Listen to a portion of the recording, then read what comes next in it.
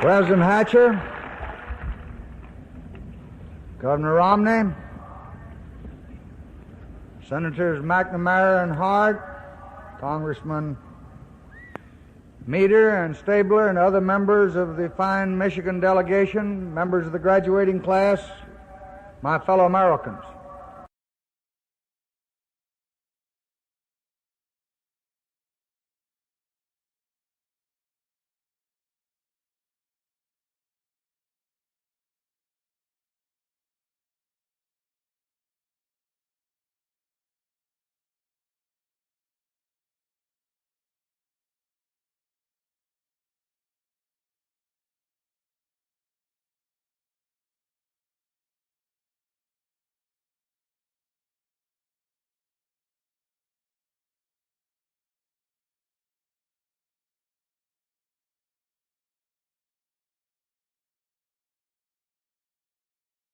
Graduating class, my fellow Americans. It is a great pleasure to be here today.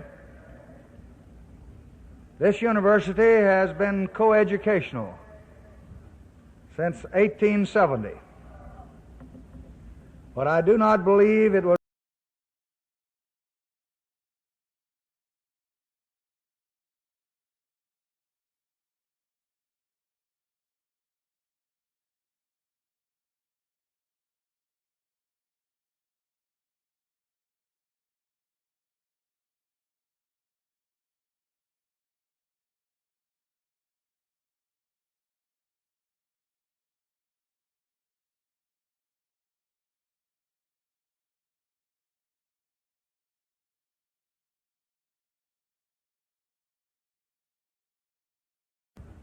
since 1870. But I do not believe it was on the basis of your accomplishments that a Detroit high school girl said, and I quote, "In choosing a college, you first have to decide whether you want to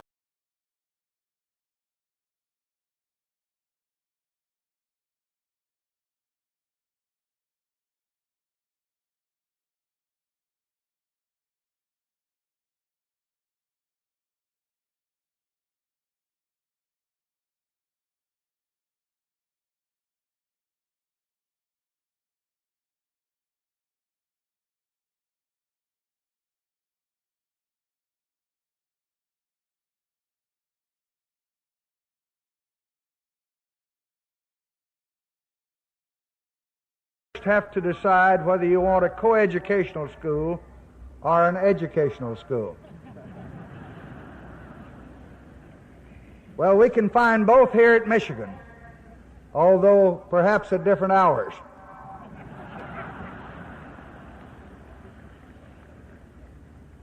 I came out here today very anxious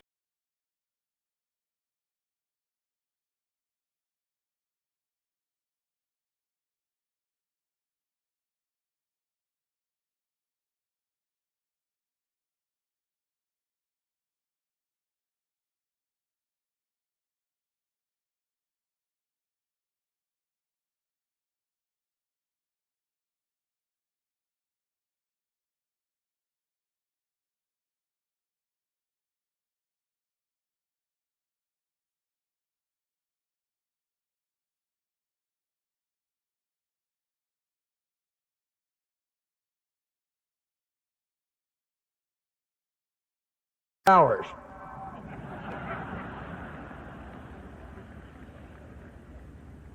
I came out here today very anxious to meet the Michigan student whose father told a friend of mine that his son's education had been a real value. It stopped his mother from bragging about it.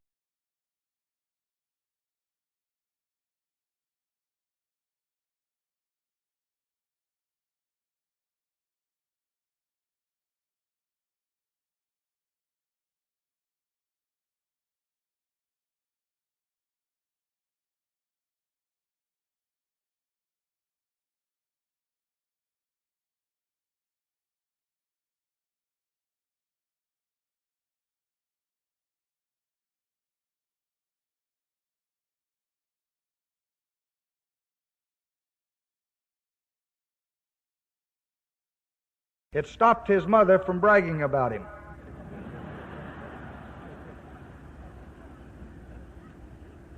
I have come today from the turmoil of your capital to the tranquility of your campus to speak about the future of your country. The purpose of protecting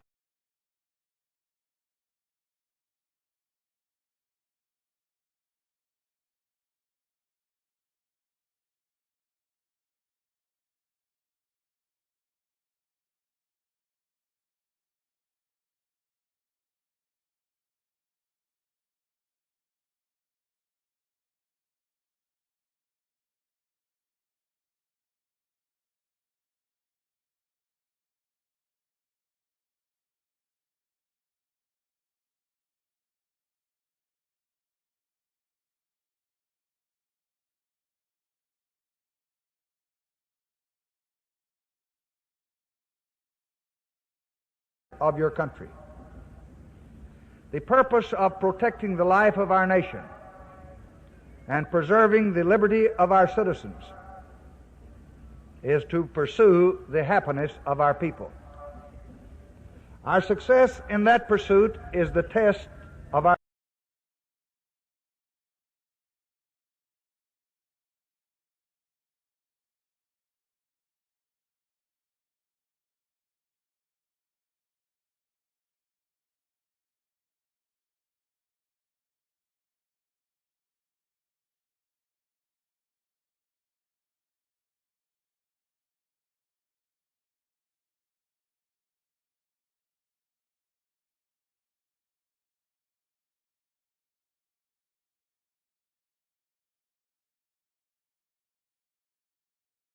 in that pursuit is the test of our success as a nation.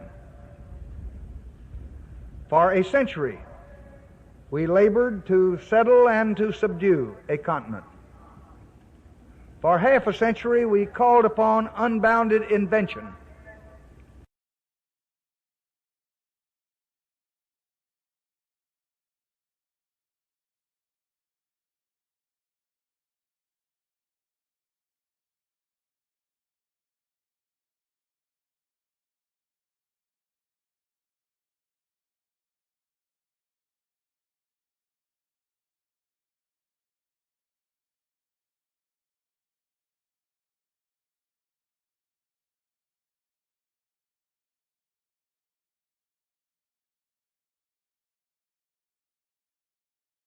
We called upon unbounded invention and untiring energy to create an order of plenty for all of our people. The challenge of the next half century is whether we have the wisdom to use that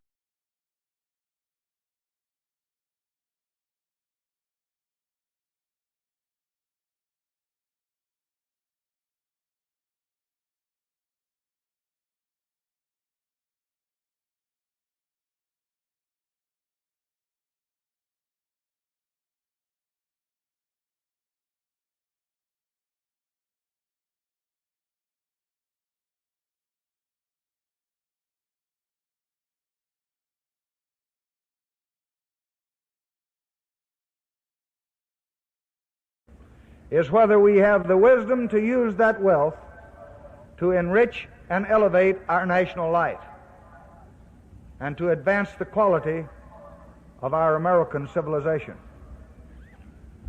Your imagination and your initiative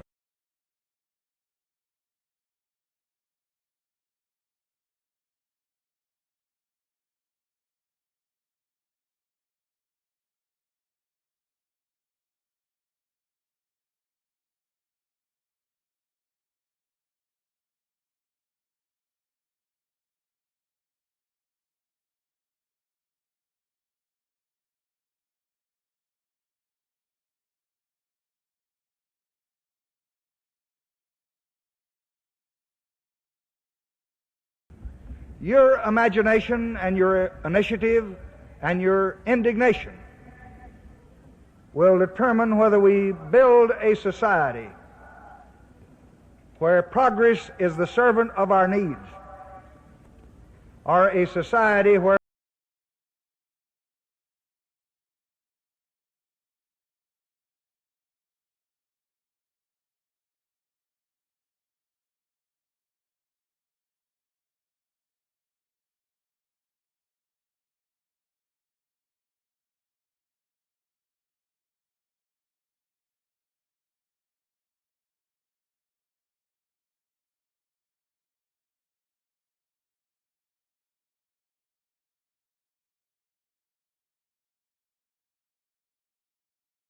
servant of our needs, are a society where old values and new visions are buried under unbridled growth. For in your time, we have the opportunity to move not only toward the rich society and the powerful,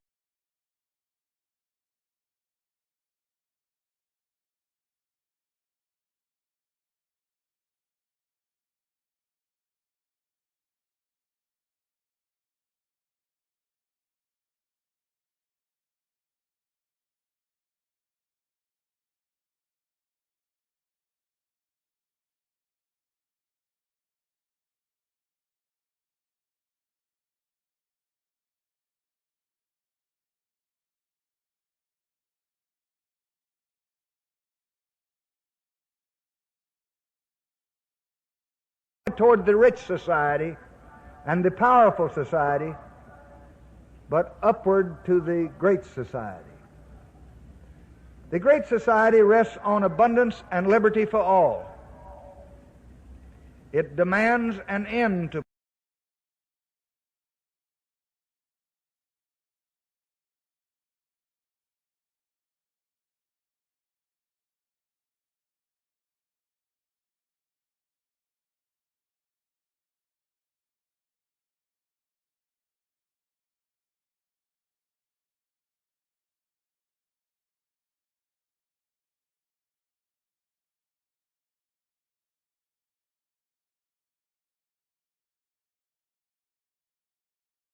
and liberty for all.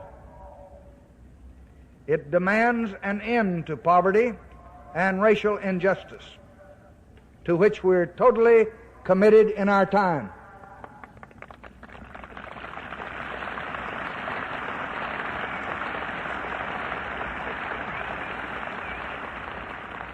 But that is just the beginning.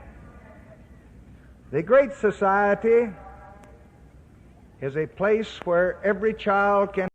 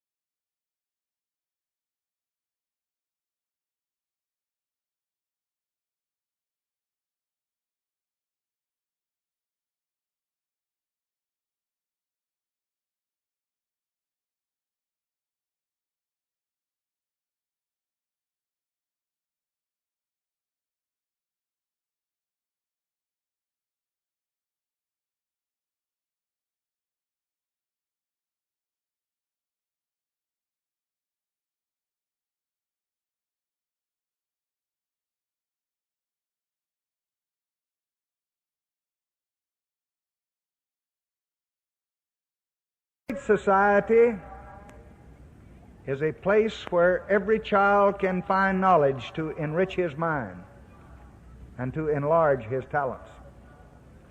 It is a place where leisure is a welcome chance to build and reflect, not a feared cause of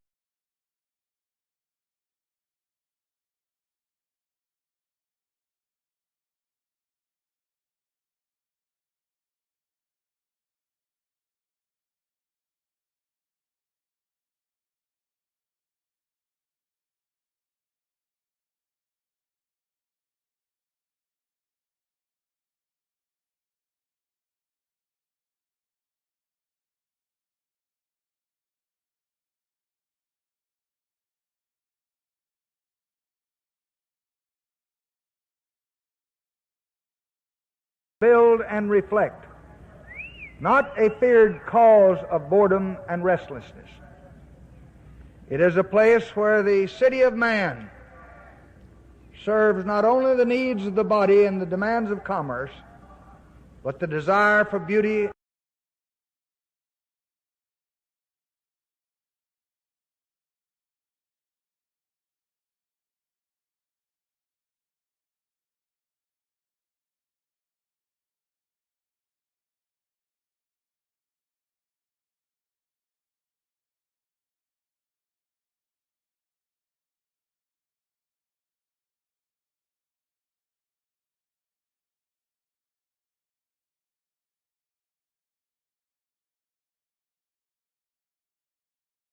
of commerce, but the desire for beauty and the hunger for community.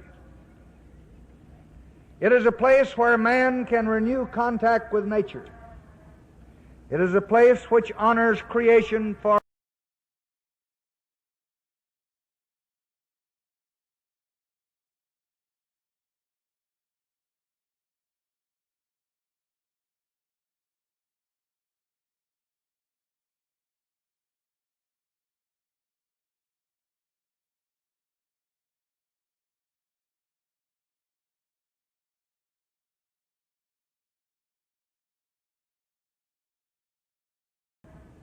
It is a place which honors creation for its own sake and for what it adds to the understanding of the race.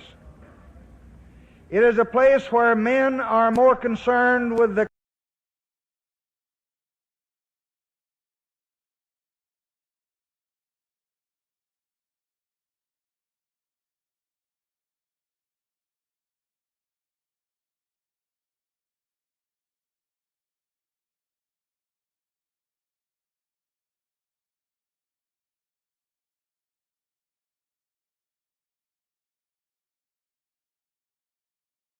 place where men are more concerned with the quality of their goals than the quantity of their goods. But most of all, the Great Society is not a safe harbor, a resting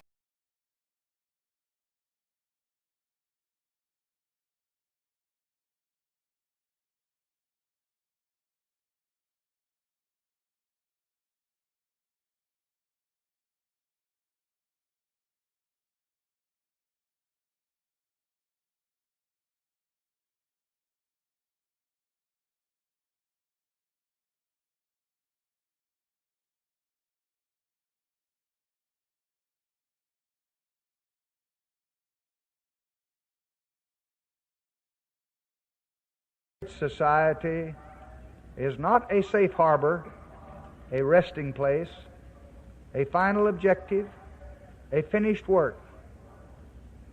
It is a challenge constantly renewed, beckoning us toward a destiny where the meaning of our lives matches the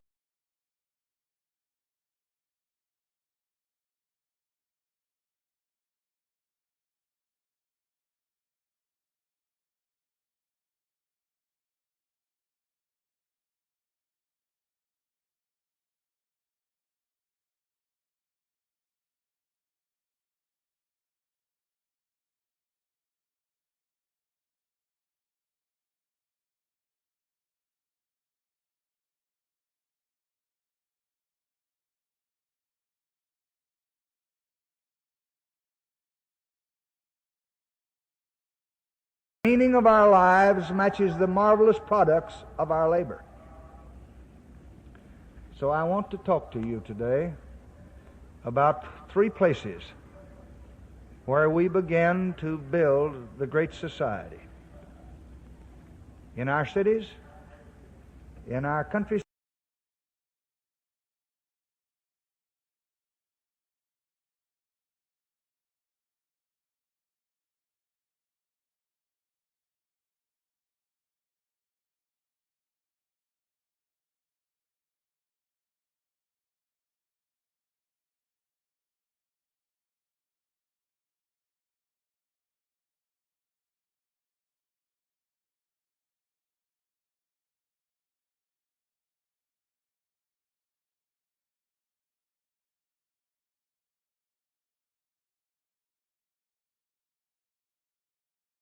society, in our cities, in our countryside, and in our classrooms. Many of you will live to see the day, perhaps 50 years from now, when there will be 400 million Americans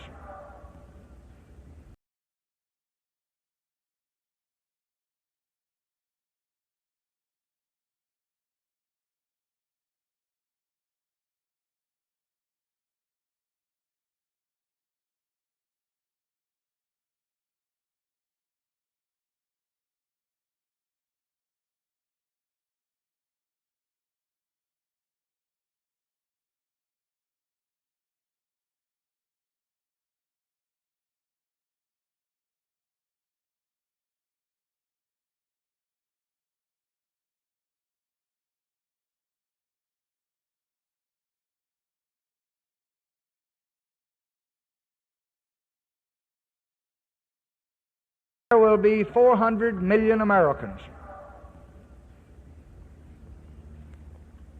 4/5 of them in urban areas. In the remainder of this century, urban population will double.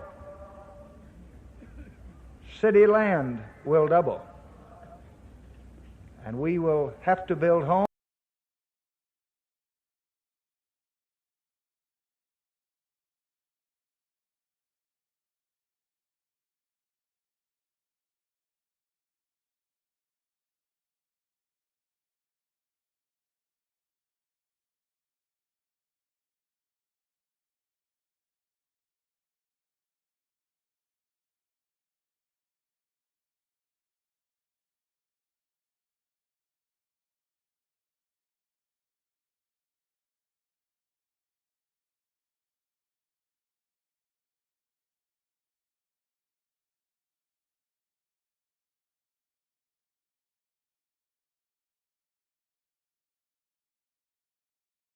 Double. And we will have to build homes and highways and facilities equal to all those built since this country was first settled. So in the next 40 years, we must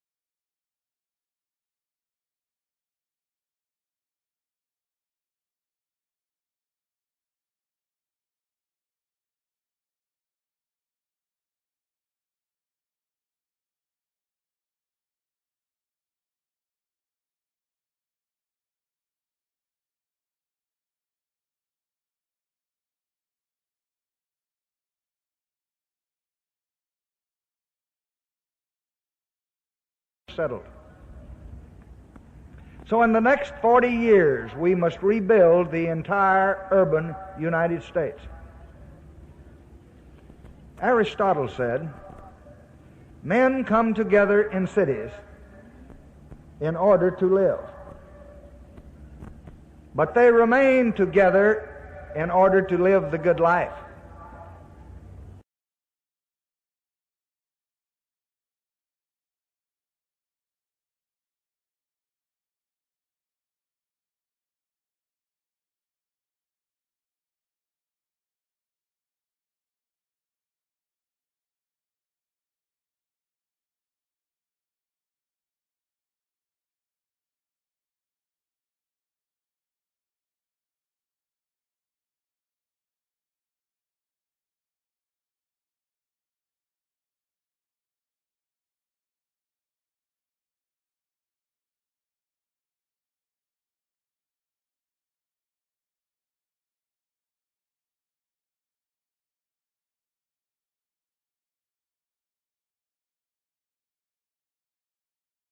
Together in order to live the good life.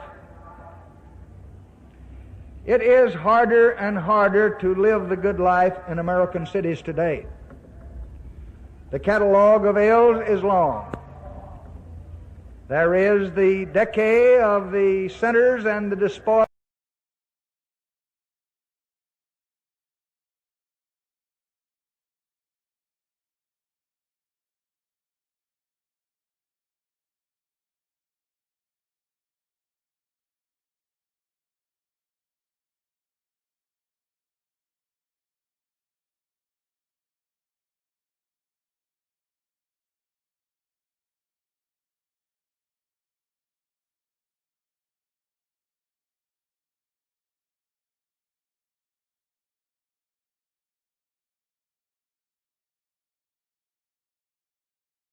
the decay of the centers and the despoiling of the suburbs. There's not enough housing for our people or transportation for our traffic. Open land is vanishing and old landmarks are violated.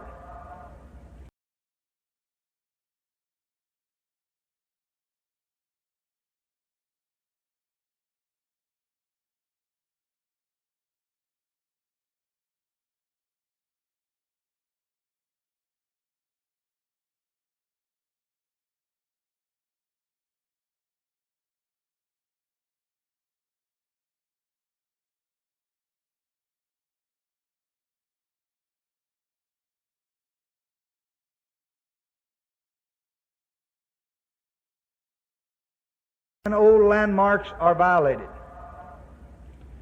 Worst of all, expansion is eroding these precious and time-honored values of community with neighbors and communion with nature. The loss of these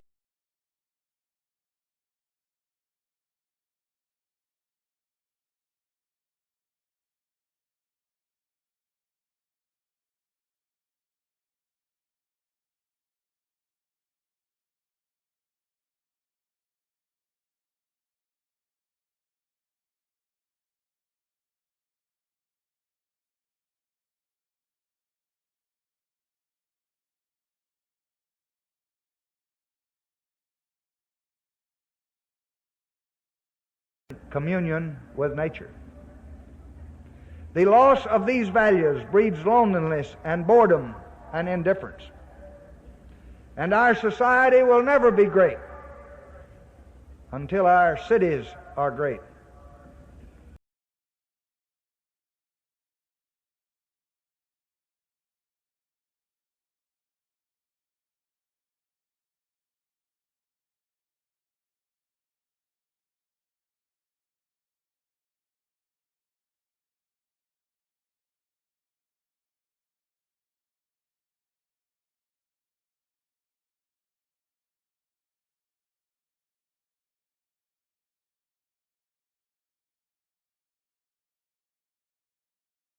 Never be great until our cities are great. Today, the frontier of imagination and innovation is inside those cities and not beyond their borders. New experiments are already going on.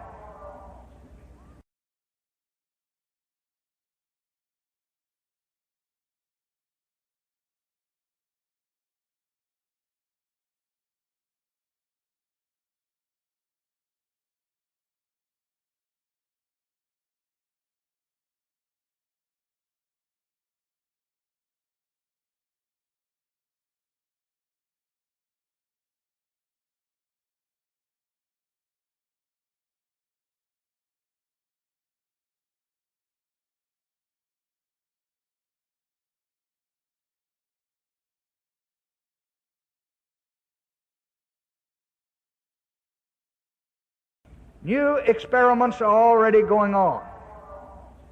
It will be the task of your generation to make the American city a place where future generations will come not only to live, but to live the good life. And I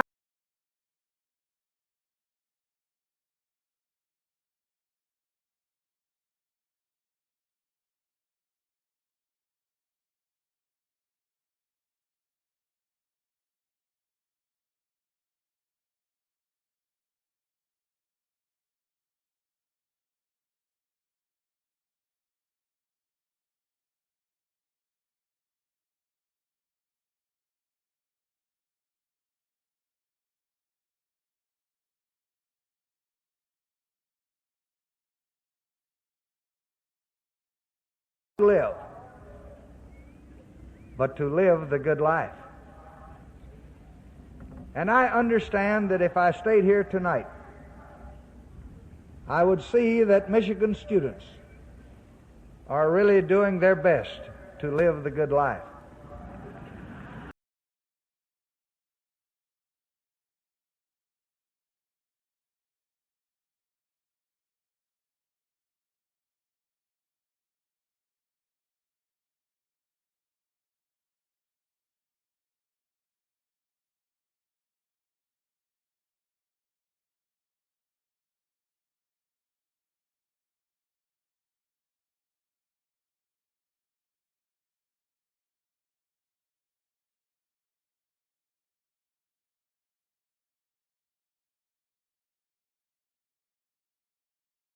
life.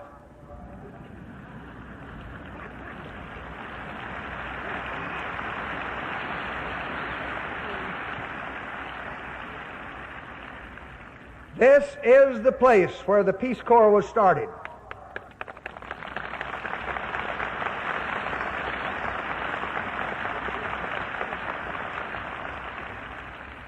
It is inspiring to see how all of you, while you're in this country, are trying so hard to live at the level of the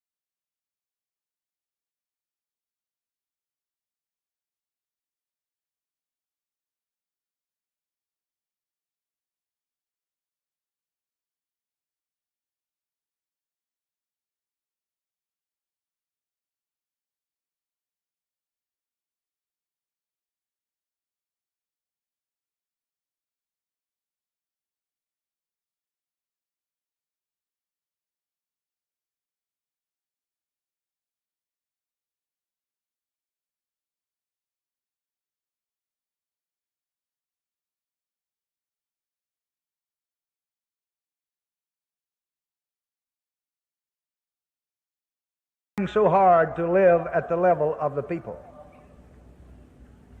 A second place where we begin to build the great society is in our countryside. We have always prided ourselves on being not only America, the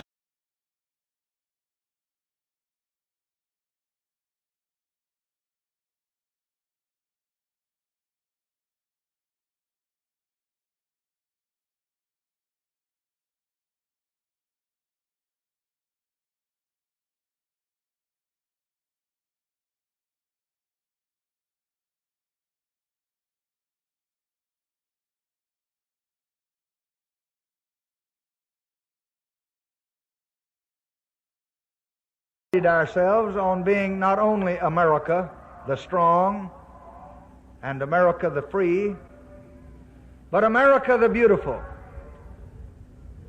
Today, that beauty is in danger.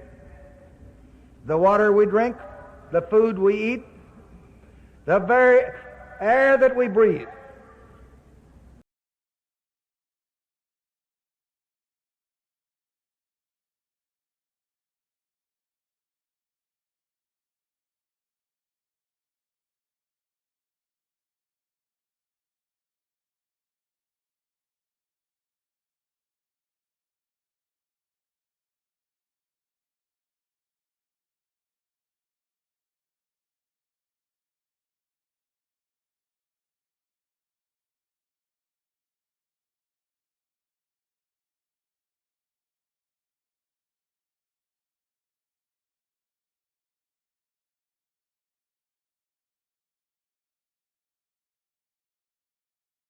we eat, the very air that we breathe are threatened with pollution.